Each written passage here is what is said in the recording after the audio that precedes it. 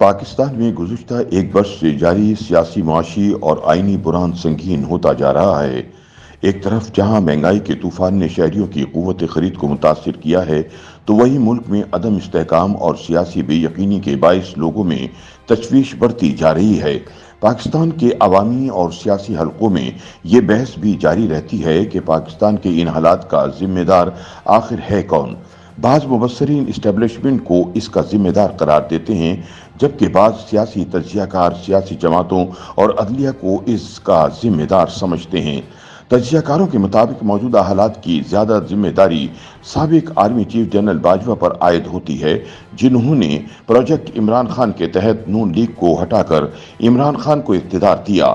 عمران خان کا الیکشن دھاندلی کے نتیجے میں وزیر اعظم بننا موجودہ بحران کا نقطۂ آغاز تھا، جس میں عمران نے اپنی نااہلی، بے بنیاد الزام تراشیوں پر مبنی بیانیوں اور جارحانہ حکمت عملی سے اضافہ کیا، جس کی وجہ سے نہ صرف فوج کی بطور ادارہ بے توقیری ہوئی بلکہ عدلیہ جیسے ادارے میں بھی تقسیم کھل کر سامنے آ چکی ہے۔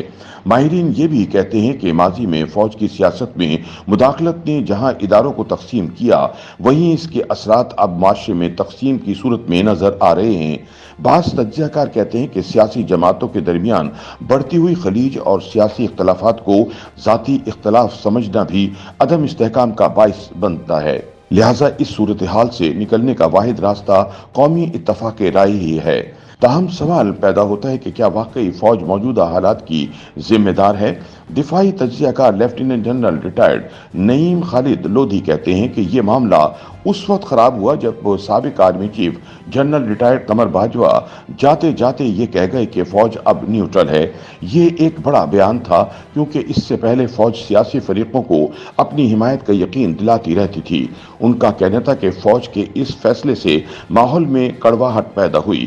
نعیم خالد لودھی کے بقول اس صورتحال کا اصل ذمہ دار وہ ہے جس نے سیاست میں فوج کی مداخلت کو تسلیم کیا۔ ان کے مطابق اس وقت بظاہر اسٹیبلشمنٹ نیوٹرل ہے، اور جیسے ہی اس نے اپنا وزن کسی فریق کے پلڑے میں ڈالا، ملک میں حالات بہتر ہو سکتے ہیں۔ پاکستان میں جمہوریت کے فروغ کے لیے کام کرنے والی غیر سرکاری تنظیم پیلڈاٹ کے سربراہ احمد بلال محبوب بھی سابق army chief general retired Qamar Javed Bajwa کو اس صورتحال کا ذمہ دار سمجھتے ہیں۔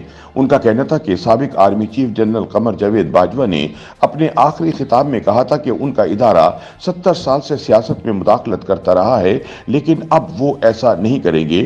لیکن جنرل باجوہ نے جو کچھ کیا وہ اس تمام صورتحال کے ذمہ دار ہیں۔ دفاعی امور کی تجزیہ کار عائشہ صدیقہ نے اس حوالے سے بات کرتے ہوئے کہا کہ موجودہ بحران کا ذمہ دار سابق فوجی قیادت کو کہا جا سکتا ہے۔ انہوں نے سیاسی نظام میں اپنی خواہش پر ایک ایکٹر لانے کی کوشش کی، بعد ازاں اس سے مایوس ہونے کے بعد پھر پرانے نظام کی طرف واپس چلے گئے۔ ان کے بقول ایک ادارہ جس کی ذمہ داری ملک کی حفاظت ہے، وہ حفاظت سے ہٹ کر کوئی اور کام کرنے لگتا ہے تو ایسے ہی نتائج سامنے آتے ہیں۔ احمد بلال محبوب کا کہنا تھا کہ عمران خان کے انتخابات کے وقت اسٹیبلشمنٹ کی مرضی کے مطابق نواز شریف کو سین سے ہٹایا گیا اور انہیں اقتدار میں لایا گیا۔ ان کے بقول 3.5 سال کے تجربے کے بعد جب انہوں نے عمران خان کو ہٹانے کا فیصلہ کیا تو عدم اعتماد بھی فوج کے گرین سگنل کے بعد ہی آئی۔ عام طور پر سیاستدان ایسے معاملات کو برداشت کرتے ہیں، لیکن عمران خان نے بھرپور مزاحمت کی جو اب تک جاری ہے۔ احمد بلال محبوب کہتے ہیں کہ انہیں یہ کہنے میں کوئی عار نہیں کہ اسٹیبلشمنٹ کی سیاسی معاملات میں مداخلت ان تمام مسائل کا نقطۂ آغاز ہے۔ عائشہ صدیقہ کہتی ہیں کہ بنیادی غلطی تو 2018 کے انتخابات میں ہوئی۔ ان کے بقول ایک سے بڑھ کر ایک غلط کام اسٹیبلشمنٹ کی طرف سے ہوا۔ سفارتی محاذ پر غلط کام جو عمران کے کھاتے میں لکھے جاتے ہیں، وہ بھی در حقیقت انہی کی غلطیاں تھیں۔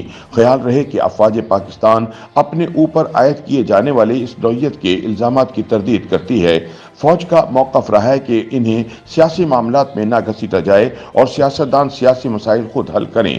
عائشہ صدیقہ کہتی ہیں کہ اسٹیبلشمنٹ کی طرف سے ایک عرصے تک ایسا بیانیہ تشکیل دیا گیا کہ پاکستان کی ماضی کی سیاسی لیڈرشپ بہت غلط تھی اور ہمیں نئی لیڈرشپ چاہیے۔ ان کے مطابق اس بیانیے کو ماننے والے اسٹیبلشمنٹ کے اندر بھی موجود ہیں اور عوام نے بھی اس بیانیے کی پذیرائی کی تھی۔ اس وجہ سے جب پرانی غلطی کو درست کرنے کے لیے دوبارہ جو غلطی کی گئی، اس کے نتائج اب سب کے سامنے آ گئے ہیں۔ لیفٹیننٹ جنرل ریٹائرڈ نعیم خالد لودھی کا کہنا تھا کہ इस वक्त जो सूरत हाल है इसमें हम हर रोज तनज़्ज़ुली की तरफ जा रहे हैं। इस बुरहान का जल्द अज जल्द ख़त्म होना ज़रूरी है। नईम खालिद लोदी ने कहा कि जब तक अदलिया बज़ाहिर मुनक़सिम नज़र नहीं आती थी उस वक्त तक तो ठीक था, लेकिन अब फैसलों को बाज़ हलकों की तरफ से मुतनाज़ा करार दिया जा रहा है। उनके बकौल एक तरफ 3 रुकनी बेंच का फैसला तो आया है, लेकिन इस रोज 6 रुकनी बेंच का फैसला आने से जस्टिस फाइज ईसा के फैसले को गैर मौसर करार दे दिया गया है। आयशा सद्दीक़ा का मानना है कि फौज इस बहरान का हिस्सा है, लेकिन इसके साथ साथ एक इदारा जाती बहरान है कि सुप्रीम कोर्ट इस वक्त बटी हुई नजर आ रही है, जबकि हुकूमत इलेक्शन कराने पर राजी नहीं है। अहमद बिलाल महबूब ने कहा कि अदलिया को भी अपना आप मनवाने में मुश्किलात का सामना है, क्योंकि अगर चीफ जस्टिस इलेक्शन केस में फुल कोर्ट बना देते तो इनके फैसलों को बहुत ज्यादा मकबूलियत मिलती, लेकिन एक मुतनाज़ा बेंच बनाने से मामलात मजीद खराब हुए हैं। दूसरी जानिब अहमद बिलाल महबूब कहते हैं कि इमरान खान के खिलाफ अदम एतमाद के वक्त पाकिस्तान मुस्लिम लीग नून एक अच्छा बयानिया लेकर चल रही थी और मकबूल जमात थी।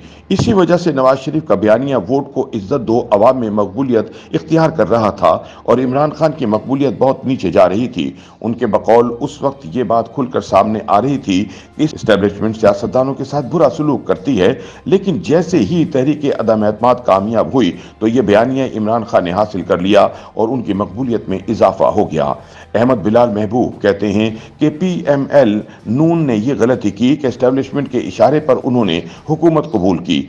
उस वक्त नवाज शरीफ तैयार नहीं थे, लेकिन शहबाज शरीफ ने इसे कबूल किया, जो इनकी एक बड़ी सियासी गलती थी। इमरान खान के किरदार के हवाले से अहमद बिलाल महबूब का कहना था कि इमरान खान इस वक्त सिर्फ इलेक्शन की हद तक बात करने को तैयार हैं जिसमें इनकी टीम शरीक होगी। इससे जाहिर होता है वो ये बात नीम दिली से कर रहे हैं, क्योंकि इनकी टीम के पास मुकम्मल इख्तियार नहीं होता। पार्टी सरबराह के शामिल हुए बगैर सियासी जमातों की बातचीत नहीं हो सकती।